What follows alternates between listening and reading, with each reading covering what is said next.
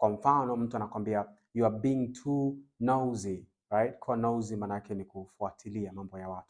Kwa hiyo mtu anakwambia you are being too nosy maana yake wewe ni mbea, unafuatilia mambo ya watu. Sasa swali ni kwamba you are being too nosy na you are nosy tofauti yake ni nini?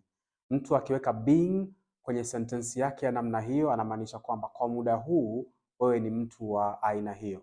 Kwa mtu akwambia you are being too loud, maana yake sasa hivi unapiga kelele, lakini kwa kawaida wewe sio mtu wa kelele.